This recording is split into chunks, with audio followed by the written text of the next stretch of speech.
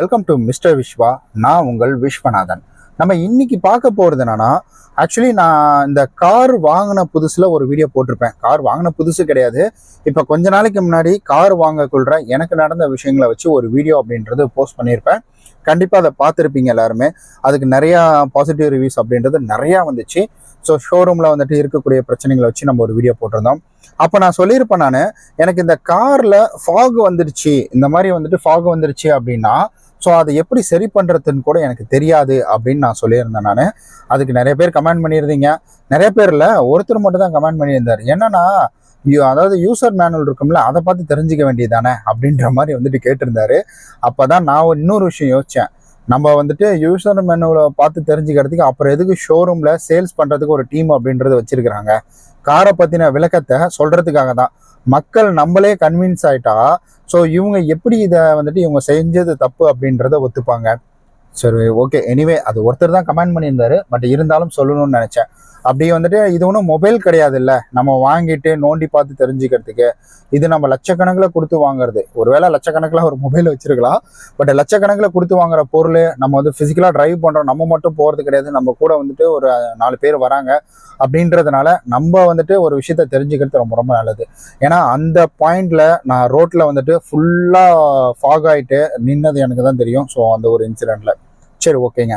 இப்போ நமக்கு ஃபாக் வந்துருச்சுன்னா நிறைய பேர் பயப்படுறாங்க. ஸோ தயவு செய்து பயப்படாதீங்க. கார்ல ஃபாக் வந்துருச்சு, ஏசியை தப்பாக வந்துட்டு ஹேண்டில் பண்ணிட்டாங்க அப்படின்னா இது ஏதோ பெரிய விஷயமா எடுத்துப்பாங்க. ஆக்சுவலி நான் அந்த இடத்துல இதை பெரிய விஷயமா தான் எடுத்துக்கிட்டேன். ஃபாக் வந்த உடனே எனக்கு பயம் வந்துருச்சு. மழை பெய்யாம நான் ஓட்டிட்டு போகல, திடீர்னு ஃபாக் வந்துச்சு. அதை நீங்கள் இங்கேருந்து வந்துட்டு உங்களால் துடைக்கவே முடியாது. இதுக்கு முன்னாடி நான் ஒரு வீடியோ போட்டிருப்பேன். அதை நீங்கள் உள் சைட்லேருந்து உங்களால் வந்துட்டு துடைக்கவே முடியாது. ஏன்னா அது வெளியில தான் வரும். இந்த கூலிங் சிஸ்டம் உள்ள நிறைய ஒன்று வெளியில ஃபாக் அப்படின்றது கிளம்ப ஆரம்பிச்சிடும். அது டெக்னிக்கலாக எனக்கு எப்படின்னு தெரியல, பட் ஆனால் அது வெளியில தான் வரும். அதை நம்மளால வைப்பர் போட்டாலும் போகாது. அது வைப்பர் போட்டாலும் பெருசாக ஃபாக் அப்படின்றது போகாது. அப்போ நானும் பயந்துட்டு நின்றுட்டு இருந்தேன். அதனால நீங்கள் வந்துட்டு பயப்படணும் அப்படின்ற அவசியம் அப்படின்றதே கிடையாது. இப்போ காரில் வந்துட்டு ஃபாக் ஆகிடுச்சு அப்படின்னா ரொம்ப சிம்பிள் தான். நான் ஏசியை பற்றி நம்ம வின்டர் சீசனில் எப்படி வந்துட்டு ஏசி யூஸ் பண்ணோம், ஸோ இந்த மாதிரி ஒவ்வொரு கிளைமேட்டுக்கு தகுந்த மாதிரி நம்ம எப்படி ஏசி யூஸ் பண்ணோம் அப்படின்றதுக்கான ஒரு வீடியோவை நான் நெக்ஸ்ட்டு கொடுக்குறேன். இப்போ நீங்கள் மலையில் மாட்டிக்கிட்டீங்க, இல்லை உங்கள் கார் வந்து ஃபாக் வந்துருச்சு அப்படின்னா அதை ஈஸியாக எடுக்கிறதுக்கு வழி பாருங்கள்.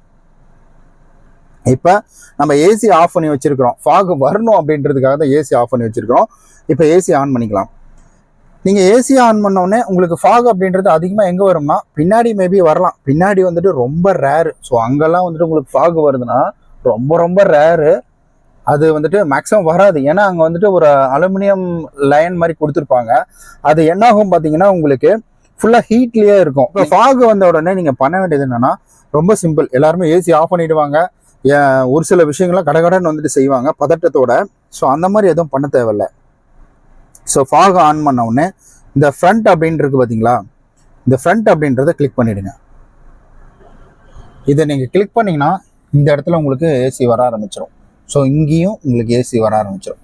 இங்கே ஏசி வர ஆரம்பிச்சிதுன்னா இங்கே கூலிங் பட்ட உடனே ஸோ இந்த இடத்துல இருக்கிற ஃபாக் எல்லாமே போயிடும். ஸோ இந்த இடத்துலையும் போயிடும், இந்த இடத்துலையும் வந்துட்டு போயிடும். ஸோ இதுதான் ரொம்ப சிம்பிள்.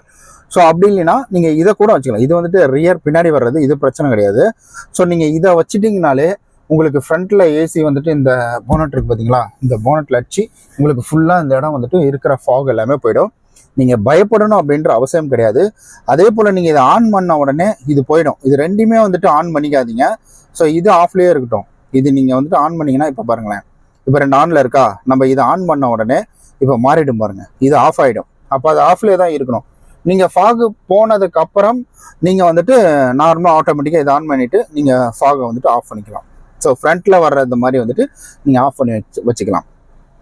ஒன்றுமே இல்லைங்க, ரொம்ப சிம்பிள் தான். அங்கே வந்துட்டு காற்று எதுவுமே இல்லாததுனால கூலிங் இந்த பக்கம் அதிகமாக இருக்குது, இல்லை வெளியில் இருக்கிற டெம்பரேச்சர் சம்திங் ஏதோ ஒரு விஷயத்தினால அது அந்த மாதிரி ஆகுது. அப்போ இந்த இடத்துல காற்று வந்துட்டு வேகமாக அடிக்க கொள்கிற உங்களுக்கு அந்த ஃபாக் அப்படியே போயிடும்.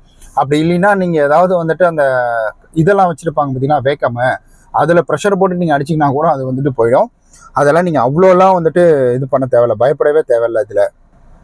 அப்புறம் இன்னொரு விஷயம் சொல்லணும்னு ஆசைப்பட்றேன். உங்களுக்கு உங்களுக்கு ஏசி நீங்கள் வெயிலில் வண்டியை காரை நிறுத்திட்டீங்க, இந்த இடம் உங்களுக்கு சூடாக இருக்குது அப்படின்னா அப்போ நீங்கள் காரை ஸ்டார்ட் பண்ண உடனே நீங்கள் வந்துட்டு ஏசியை வந்துட்டு போடாதீங்க. நல்லா வந்துட்டு ஒரு கொஞ்சமாவது நீங்கள் கை வைக்கிற அளவுக்கு, கை வச்சா இந்த சூடு பொறுக்கிற அளவுக்கு இருந்தால் தான் நீங்கள் போடணும். ஒரு சிலர்லாம் என்ன செஞ்சிருவாங்கன்னா, இந்த நம்ம இங்கே போட்டோம் பார்த்தீங்கன்னா, இந்த ஃபாகு போகிறதுக்காக ஃப்ரண்ட்டில் இந்த இடத்துல ஏசி வெண்ட்டுக்கு போட்டோம் பார்த்தீங்களா, இப்போ அதை வந்துட்டு ஆன் பண்ணிடுவாங்க. ஏன்னா இங்கே சூடு வந்துட்டு சீக்கிரமாக ஜில்லுன்னு ஆகிடும் அப்படின்னு சொல்லிட்டு ஆன் பண்ணிடுவாங்க. தயவு செஞ்சு அந்த மாதிரிலாம் பண்ணாதீங்க. ஏன்னா நான் கேட்கக்குள்ள என்ன சொன்னாங்கன்னா, ஸோ அந்த மாதிரி பண்ணக்கூடாது. ஏன்னா இது பிளாஸ்டிக்கு, இந்த பிளாஸ்டிக்கு ஹீட்லேயும் அந்த கூலிங்கும் பட்டு அதில் வரக்கூடிய ஸ்மெல்னால நமக்கு சில பிரச்சனைகள் வர்றதுக்கான வாய்ப்புகள் இருக்கு அப்படின்றத சொல்லியிருந்தாங்க. அதனால சொல்கிறேன், அந்த மாதிரி வந்துட்டு நீங்கள் பண்ணாதீங்க. என்ன பண்ணலான்னா ரொம்ப சிம்பிள், 4 விண்டோவுமே வந்துட்டு இறக்கிடுங்க. 4 விண்டோவுமே இறக்கிட்டு ஏசி ஆன் பண்ணாதீங்க, அண்ட் அதே போல் ஃபேனையும் போடாதீங்க.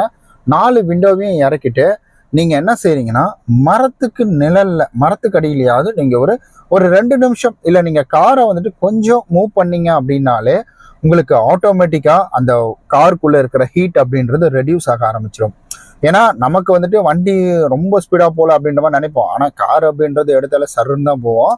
அதனால அந்த வேகத்தில் காற்று உள்ளே வந்து இந்த இடத்த, அதாவது இந்த பக்கம் கதவு திறந்துருக்குன்னா இப்படியே உள்ளே வந்து ஸோ இந்த பக்கம் வெளியில் போக ஆரம்பிக்கும். ஃபுல்லாக இப்படி தான் வந்துட்டு வர ஆரம்பிக்கும். அப்படி இருக்கக்குள்ள நீங்கள் இந்த மாதிரி வந்துட்டு பண்ணீங்கன்னா இங்கே ஹீட்டு குறைஞ்சிரும். அதுக்கப்புறம் நீங்கள் ஏசி போட்டிங்கன்னா அப்படி யூஸ் பண்ணால் கண்டிப்பாக வந்துட்டு நமக்கு ஏதாவது ஒரு இன்ஃபெக்ஷன் வர்றது, சம்திங் ஏதாவது ஒரு விஷயம் நடக்கிறது நமக்கு நடக்காமல் இருக்கும். நீங்கள் ரொம்ப ஜாக்கிரதையாக யூஸ் பண்ணுறது பெட்டர். ஏன்னா சின்ன குழந்தைங்களா இருந்தாங்கன்னா அவங்களுக்கு அந்த சூட்டுலேயே திடீர்னு கூலிங் அப்படின்றது வருதுன்னா நமக்கு ரொம்ப ஒரு மாதிரி மூச்சு திணறல் மாதிரி இருக்கும். அண்ட் அதே சமயம் ஒரு சிலர் சொல்கிறாங்க, இதனுடைய கிளாஸினுடைய பவர் வந்துட்டு கொஞ்சம் நல்லதாக போடுங்க, காஸ்ட்லியாக இருந்தாலும் கொஞ்சம் நல்லதாக போடுங்க. ஏன்னா அதிகமாக வெயில் நமக்கு இந்த பக்கம் இருந்து வருதோ இல்லையோ, இந்த பக்கம் இருந்து தான் அதிகமாக வருது அப்படின்னு வந்துட்டு சொல்கிறாங்க. ஸோ சன்லைட்டு, யூவி இதெல்லாம் பட்டு நமக்கு வந்துட்டு உள்ளே வருது. அதிகமாக காரில் ஏசி கூலிங் நிற்காததுக்கான மெயின் ரீசனும் ஸோ இந்த இடத்துல வெயில் படுறதுனால மட்டும்தான் அப்படின்றத சொல்கிறாங்க. அதனால் ஓரளவுக்கு முடிஞ்ச வரைக்கும் நீங்கள் இந்த முன்னாடி போடுறீங்கல்ல, இந்த ஃப்ரண்ட்டில் போடுற கிளாஸஸ் வந்துட்டு நீங்கள் சன்ஃப்ளேமை கொஞ்சம் நல்லதாக போடுங்க, குவாலிட்டியாக போடுங்க. ஸோ அந்த யூவி ப்ரொடெக்ஷன்லாம் சொல்கிறாங்க பார்த்தீங்களா, அந்த மாதிரி இருக்கிற மாதிரி போடுங்க அப்படின்னு வந்துட்டு சொல்லியிருந்தாங்க. நமக்கு தெரிஞ்ச மெக்கானிக்கும் அதை தான் சொல்லியிருந்தாரு. பட் என்னுடைய இந்த இத்தனை நாள் கார் எக்ஸ்பீரியன்ஸையும் நான் அதை தெரிஞ்சுக்கிட்டேன் நான். ஸோ இப்படி தான் நம்ம இதை வந்துட்டு உபயோகப்படுத்தணும் போல். இந்த இதுக்கு நம்ம எந்த வித வந்துட்டு காசு அந்த இந்த கஞ்சத்தனம் அந்த மாதிரிலாம் எதுவுமே பார்க்கக்கூடாது அப்படின்றது. ஏன்னா நான் ஃபர்ஸ்ட் டைம் எதுக்கு முன்னாடி விசிபிலிட்டிக்கு எதுக்காக காசு செலவு பண்ணிக்கிட்டு அப்படின்ற மாதிரி தான் யோசித்தேன். ஆனால் கார் ஓட்ட தான் நமக்கு அதில் நிறையா விஷயங்கள் அப்படின்றது தெரிய வருதுங்க. ஸோ அதனுடைய அனுபவத்தை வச்சு சொல்கிறேன் நான். அதனால் நீங்களும் உங்ககிட்ட காசு இருக்குன்னா இருக்கக்குள்ளே வந்துட்டு இந்த மாதிரி விஷயங்களை போட்டுக்குங்க. ஸோ ரொம்ப ரொம்ப நல்லது. காருக்கும் ப்ரொடெக்ஷனாக இருக்கும், காருக்குள்ளே போகிற நமக்கும் வந்துட்டு பாதுகாப்பாக இருக்கும். ஓகே நண்பர்களே, ஸோ இந்த வீடியோ உங்களுக்கு நல்ல பயனுள்ளதாக இருக்கும். உங்களுக்கு ஒரு விஷயத்த தெரிஞ்சிருப்பீங்க அப்படின்னு நம்புகிறேன். ஏன்னா எனக்கு தெரிஞ்ச விஷயத்த நான் உங்களுக்கு ஷேர் பண்ணணும்னு ஆசைப்பட்டேன். எனக்கு தெரியல, நான் வந்துட்டு எல்லாருக்குமே தெரியும் தான் நினச்சிட்டு இருந்தேன். பட் நான் ஒரு சிலர்கிட்ட கேட்கக்குள்ள, காரை வச்சுட்டு உங்களை கேட்கக்குள்ள அவங்க பார்த்தீங்கன்னா இல்லையே எனக்கு தெரியலையே அப்படின்ற மாதிரி சொல்கிறாங்க. அதனால தான் சரி இதை ஒரு வீடியோ பண்ணுவோம் அப்படின்னு சொல்லிட்டு வீடியோ பண்ணேன். ஓகே நண்பர்களே, நம்ம நாளைக்கு இது போல் ஒரு நல்ல பயனுள்ள வீடியோவில் சந்திக்கலாம். பாய்.